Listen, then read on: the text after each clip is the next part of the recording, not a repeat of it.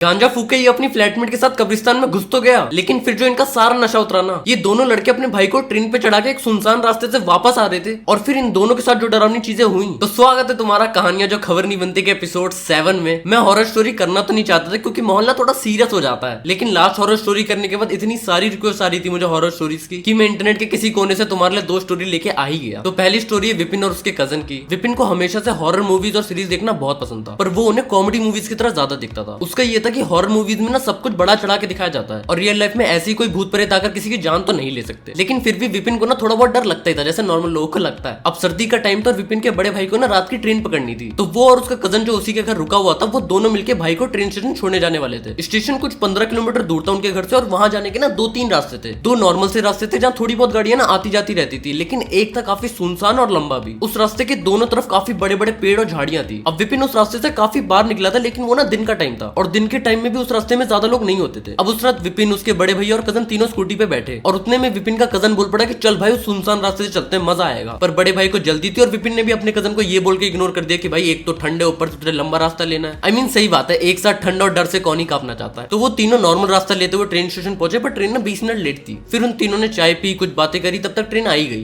बड़े भाई को वो लोग ट्रेन में बिठा के उतरे थे, इतने में विपिन का कजन दोबारा बोल पड़ा कि यार भाई चलना, जाते हुए तो वो सुनसान रास्ते से चलते हैं। विपिन उसे बार बार समझा रहा था कि भाई रात का टाइम वैसे ही है, क्यों तुझे कोई खतरा मोल लेना है। पर विपिन का कजन पार्किंग तक सेम चीज बोल बोलकर उसका दिमाग खराब कर रहा था। लेकिन आखिर में विपिन ने मन मारकर हाँ बोल ही दिया और अपने कजन को स्कूटी की चाबी दे दी चलाने के लिए। अब कुछ रास्ते तक तो इन दोनों ने फालतू की बातें करी, इधर उधर के जोक क्रैक्स करे, पर एक पॉइंट के बाद ना विपिन को कुछ ज्यादा ठंड लगने लगी और विपिन के दिमाग में फालतू थॉट्स भी आ रहे थे। उसे तो ऐसा लग रहा था कि कोई झाड़ियों से निकलकर अटैक ना कर दे उनपे। उस पूरे रास्ते में ना कोई स्ट्रीट लाइट तक नहीं थी, जो लाइट हो रही थी ना वो स्कूटी की हेडलाइट से ही हो रही थी और उससे वो थोड़ी दूर तक ही देख पा रहे थे। और वहाँ सन्नाटा इतना था कि उन्हें बस अपनी और स्कूटी की आवाज सुनाई दे रही थी। तभी विपिन को उनकी स्कूटी के सामने से ना एक बंदा क्रॉस करता हुआ दिखा और वो इतनी तेजी से गया ना सामने से कि जैसे पलक झपकाई और गायब। और वो बंदा इतना ट्रांसपेरेंट था ना कि वो इंसान लग भी नहीं रहा था। अब उसे देखते ही विपिन चिल्लाया और उसके कजन ने तुरंत स्कूटी रोक दी। अब विपिन तो बुरी तरह कांप रहा था और जब उसने अपने कजन से पूछा कि भाई तूने कुछ देखा, कजन ने उसे शांत करवाया और बोला माँ कसम भाई सामने कुछ नहीं था। विपिन की तो हालत खराब होने लगी क्योंकि उसे पहले से डर था कि भाई एक तो सुनसान रास्ते पे निकले, कुछ गलत ना हो, ऐसा हो ही नहीं सकता। कजन ने फिर स्कूटी चालू करी और विपिन को समझाया कि भाई तुझे नींद आ रही है, तेरा दिमाग ना तेरे साथ खेल रहा है। बेटा फटी तो दिमाग की भी पड़ी है, दिमाग क्या खेलेगा तुम्हारे साथ। अब विपिन ने शोर होने के लिए कजन से दोबारा पूछा कि भाई सही बता तूने नहीं देखा था ना कुछ,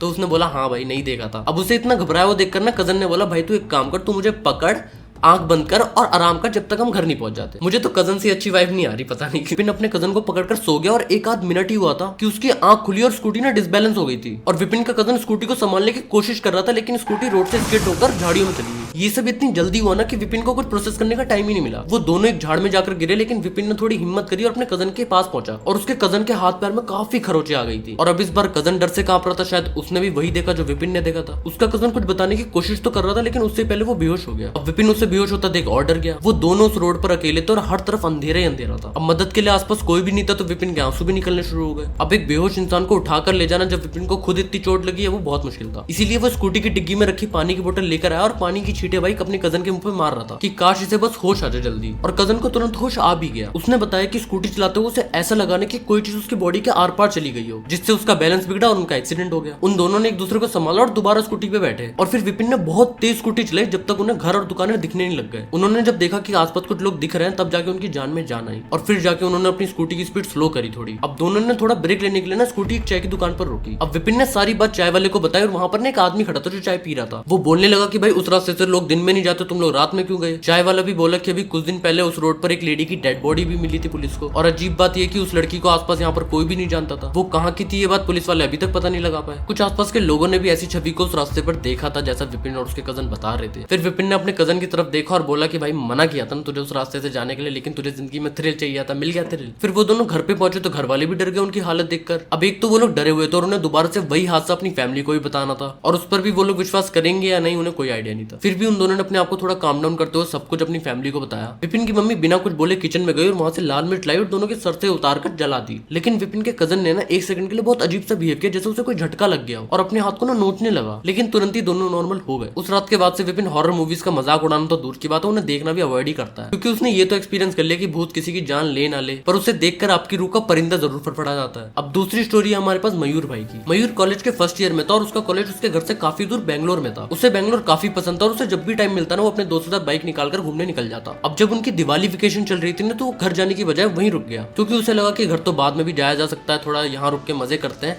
और उसकी फ्लैटमेट भी घर जा नहीं रही थी तो उसने सोचा इसे भी अकेला छोड़ना अच्छा नहीं है। अब एक रात जब दोनों बोर हो रहे थे ना तो मयूर की फ्लैटमेट ने उसे हरी पुड़िया से रूबरू करवाया। उसकी फ्लैटमेट फूकती थी लेकिन मयूर ने कभी सिगरेट शराब को हाथ तक नहीं लगाया था, पर नया एक्सपीरियंस सोचकर वो भी बैठ गया फूकने। अब मयूर को थोड़ी देर बाद ना लगने लगा कि उसके दिमाग ने ना कोई सीक्रेट अनलॉक कर लिया है। वही टाइम स्लो हो गया और अब तो दोनों को कुकर की सीटी सुनकर भी हंसी आ रही थी और दोनों ने मजे मजे में उस रात कॉन्जरिंग भी देख ली। तो मयूर की फ्लैटमेट ने सजेस्ट किया कि क्यों ना कुछ तूफानी हो जाए। मुझे लगता है ना पहली स्टोरी का वो कजन और यहाँ की ये फ्लैटमेट दोनों की तशरीफ में ना सेम कीड़ा है। अब मयूर तो काफी हाई था इस टाइम, अगर उसे ऑर्गन डोनेट करने के लिए भी कहते तो वो खुशी खुशी यहाँ बोल देता। तो उसने बाइक निकाली और दोनों पहुंच गए कब्रिस्तान के पास, जो उनके कॉलेज से थोड़ी दूर पे ही था। मयूर ने अपनी बाइक थोड़ी दूर पर पार्क करी ताकि वो पकड़े ना जाए और कब्रिस्तान की दीवार टापते हुए दोनों पहुंच गए अंदर। अब कब्रिस्तान तो कब्रिस्तान जैसा होगा। अक्टूबर की ठंडी रात, आसपास सारी कब्रें, फुल सन्नाटा। कहीं दूर से एक चिड़िया की आवाज आ रही है, हवा की वजह से थोड़े बहुत पेड़ हिल रहे हैं। अब दोनों थोड़ा और अंदर गए कब्रिस्तान के और एक अच्छी जगह ढूंढ के ना बैठ गए, जहाँ उन्होंने फिर चिलम जलाई और फूकने बैठ गए। दोनों वहीं बैठकर आपस में दुनियादारी की बातें कर रहे थे, जो क्रैक कर रहे थे। तभी मयूर देखता कि कोई परछाई पेड़ों के बीच से निकली है। अब उसकी फ्लैटमेट ने उसे अश्योर करवाया कि तू हाई है इसलिए तुझे चीजें दिखाई दे रही है, पर फिर भी उसके मन में तो डर आ चुका था और वो पहले से भी डरा हुआ था कि कब्रिस्तान का केयरटेकर उन्हें देख न ले। अब उन दोनों की हालत तब खराब हुई जब दोनों ने धीमी सी आवाज में सुना कि चले जाओ यहाँ से।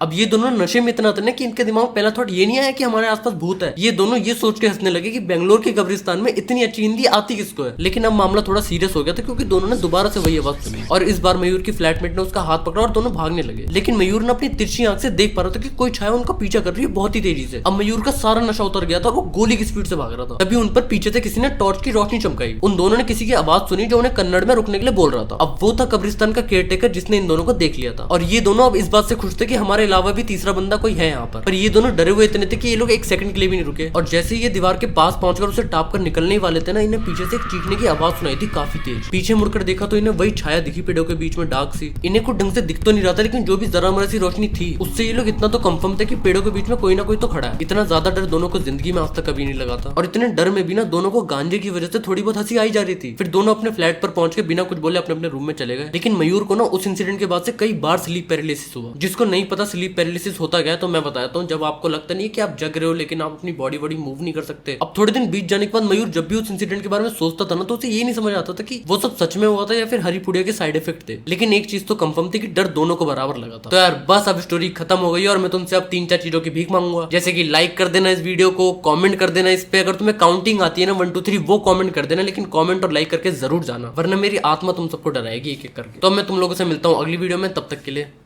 बाय।